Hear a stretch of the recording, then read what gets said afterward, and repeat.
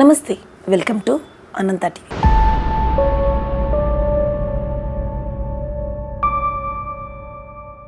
ఎన్నో hot topics తోటి మేము ముందుకు వస్తుంటాము. అలాంటి హాట్ టాపికే ఈరోజు వచ్చేసింది, సైకలాజికల్ ప్రాబ్లమ్స్. ఎస్ అండి, చిన్న పిల్లల నుంచి పెద్ద టీనేజ్ వరకు మనకి సైకలాజికల్ ప్రాబ్లమ్స్ ఉంటాయి. సైకలాజికల్ ప్రాబ్లమ్స్ అనగానే వాళ్ళకి పిచ్చోళ్ళం అనేసి మనం గుర్తిస్తుంటాం. అసలు ఎందుచేత ఈ సైకలాజికల్ ప్రాబ్లమ్స్ వస్తాయి, ఇవి ఎలా ట్రీట్ చేయగలము, వీళ్ళకి అసలు ఎలా గైడ్లైన్స్ చేయాలో, ఇలాంటి ఎన్నో హాట్ టాపిక్స్ మీద మనతో పాటు డిస్కస్ చేయడానికి మనతో పాటు ఉన్నారు కన్సల్టెంట్ సైకాలజిస్ట్ వనజ గారు. Welcome to the show ma'am. నమస్తే అమ్మా, thank you ma'am.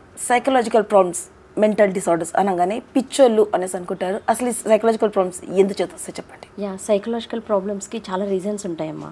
First major reason genetical, అంటే ఫ్యామిలీ బ్యాక్గ్రౌండ్లో ఆల్రెడీ సూసైడ్ అటెంప్ట్స్ చేసుకొని డిప్రెషన్స్, స్కిజోఫినియా, రకరకాల సైకలాజికల్ డిజార్డర్స్ ఉంటాయి. వాళ్ళు ఆ టైంలో వాళ్ళు ట్రీట్ చేసుకోరు. అంటే ఇప్పుడు ఏమవుతుందంటే, ఇప్పుడైతే సైకాలజిస్ట్ దగ్గరికి వస్తున్నారు, కానీ ఒకప్పటి నుంచి కొంచెం అవేర్నెస్ లేకపోవడం వల్ల వాళ్ళ క్యారెక్టర్ అటువంటిది, వాళ్ళ పర్సనాలిటీ అటువంటిది అని లేబుల్ చేసి అలా వదిలేయడం, అంటే ట్రీట్ చేయలేదు. ట్రీట్ చేయకుండా అలా వదిలేస్తే ఏమవుతుందంటే నెక్స్ట్ జనరేషన్కి వెళ్తుంది. అది ఒక 40% ఛాన్స్ ఉంటుంది.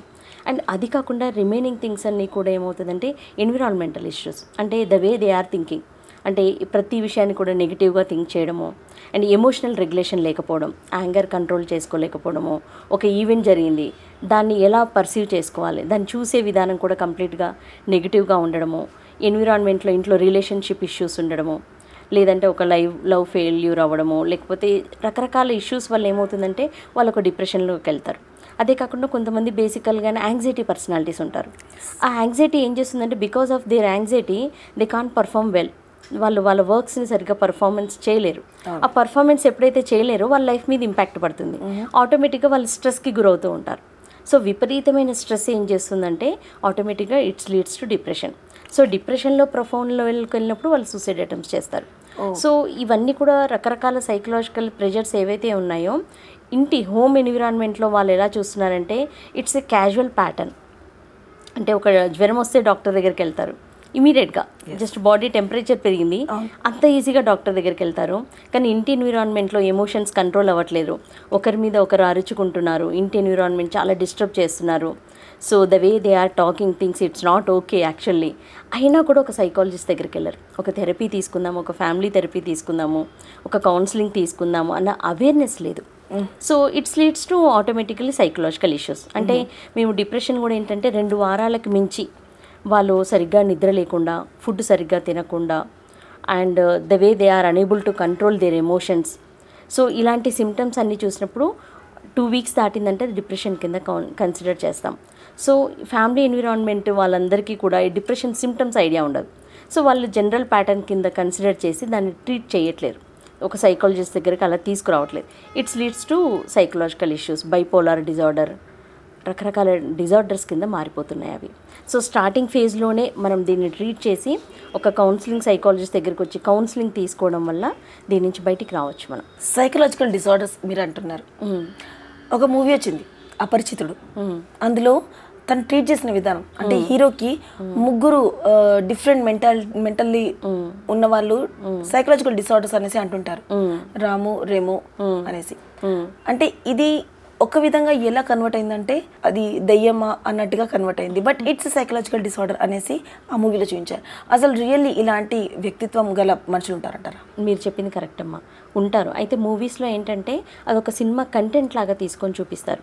సో బేసిక్గా మనుషులకి ఏమవుతుందంటే ఒక ట్రమాటిక్ కండిషన్కి ఎక్స్పోజ్ అయినప్పుడు, ఒక షాక్కి గురైనప్పుడు, అది చైల్డ్హుడ్లో అయ్యుండొచ్చు, అంటే ప్రాసెసింగ్ అంటే ఏజ్ గ్రోయింగ్లో ఎక్కడైనా వాళ్ళకి జరిగినప్పుడు ఏమవుతుందంటే వాళ్ళు split personality, anti social personality, రకరకాల పర్సనాలిటీస్గా మారుతారనమాట.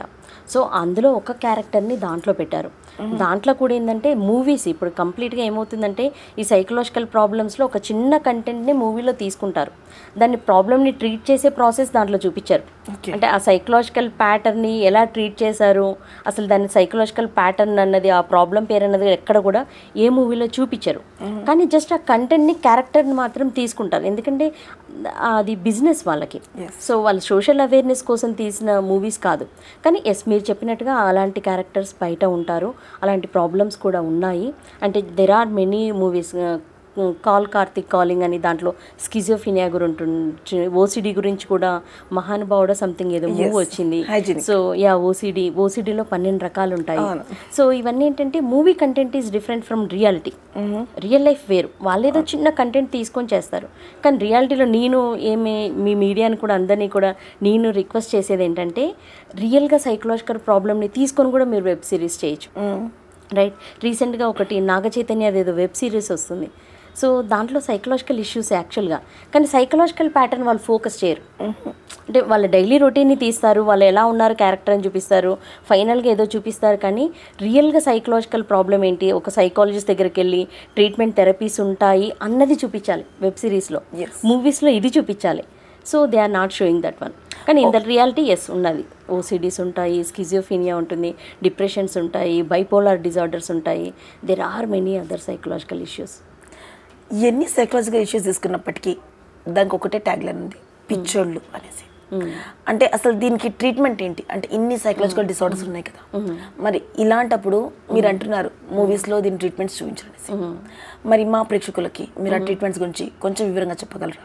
యా, ఫస్ట్ ఏంటంటే సైకలాజికల్ ప్రాబ్లం ఉంటే పిచ్చోళ్ళు అన్నది అంటే యాక్సెప్ట్ చేయాల్సిన విషయం కాదు first of all. Okay, so అదేంటంటే మూవీస్లో చూపించేది ఇది కూడా ఎగైనెస్ట్. అంటే కంప్లీట్గా వాళ్ళు ఏంటంటే ఒక పిచ్చి వాళ్ళు ఉన్న వాళ్ళు మాత్రమే ఒక సైకాలజిస్ట్ సైకియాట్రిస్ట్ దగ్గరికి వెళ్తానది మీడియా ద్వారా వచ్చింది. కానీ దానికంటే ముందు చాలా ఫేజెస్ ఉన్నాయి. అండ్ ఇప్పుడు ఫర్ ఎగ్జాంపుల్ ఇప్పుడు సొసైటీలో మనము బాగా సక్సెస్ అవ్వాలనుకున్న వాళ్ళకి కంపల్సరీ ఒక సైకాలజిస్ట్ దగ్గరికి వెళ్తారు. అంటే సైకాలజిస్ట్ అనేవాళ్ళు ప్రాబ్లమ్స్ ఉంటే వెళ్ళాల్సిన వాళ్ళు కాదు, ఫ్యూచర్లో నేను ఏం సాధించాలి, నేను ఎలా సాధించాలి అని తెలుసుకోవడానికి కూడా సైకాలజిస్ట్లో అవసరం. ఓకే, సో కానీ అందరూ ఏంటంటే ఓన్లీ ఇక్కడే ట్యాగ్ చేశారు. అంటే దిస్ ఈజ్ కాల్డ్ స్టిగ్మా. అంటే సొసైటీలో ఒక స్టిగ్మా ఫామ్ అయింది. అంటే ఓన్లీ పిచ్చోళ్ళు వెళ్ళాలి. కానీ నేను ఒక స్ట్రెస్ ఉంటే ఫీవర్ వస్తే డాక్టర్ దగ్గరికి వెళ్ళినప్పుడు నా స్ట్రెస్ని నేను హ్యాండిల్ చేయలేకపోతున్నాను, అంత ఈజీగా సైకాలజిస్ట్ దగ్గరికి వెళ్ళాలి. సో అంటే ఓరియంటేషన్ మిస్ అయిపోయింది. అంటే సంథింగ్ ఇంట్లో ఫ్యామిలీలో ఉండాలి. ఎడ్యుకేషన్ సిస్టంలో ఇప్పుడు కరికులంలో లేదు కదా ఎమోషనల్ బ్యాలెన్స్ ఎలా చేసుకోవాలన్నది. సో ఆఫ్టర్ కంప్లీటింగ్ ఎడ్యుకేషన్ మీరు జాబ్ చేసినా, చదువులో చదివినా, రిలేషన్షిప్స్ మెయింటైన్ చేసినా కూడా it's about emotional issues. But it's not part of in the curriculum. So కరికులంలో పార్ట్ అవ్వనప్పుడు నేను లైఫ్ని లీడ్ చేసే స్కిల్స్ నా దగ్గర లేవు. ఆటోమేటిక్గా మీరు జాబ్ చేసినా, బిజినెస్ చేసినా, ఫ్యామిలీలో రిలేషన్స్ అయినా కూడా అన్ని చోట్ల ఈరోజు భార్యాభర్తలు, పిల్లలు అండ్ ఆఫీస్లో బాస్ అండ్ ఎంప్లాయీస్ ప్రతి చోట కూడా మీకు వస్తున్నాయి, కాన్ఫ్లిక్ట్స్ వస్తున్నాయి. ఆ కాన్ఫ్లిక్ట్స్ ఎప్పుడైతే మేనేజ్ చేయలేకపోయారో ఇట్స్ లీడ్స్ టు స్ట్రెస్ పర్సిస్టెంట్గా ఉందనుకోండి, it's leads to depression. Psychology అంటే ఏంటో తెలుసుకున్నాం కదా, వనజ గారు కూడా చక్కగా సైకలాజికల్ డిసార్డర్స్ ఎందుకు వస్తాయో మనకి క్లారిటీగా ఇచ్చారు. మరి ఇంకా ఈ పార్ట్ మీద తెలుసుకోవాలనుకుంటే చూస్తూనే ఉండండి అనంత టీవీ.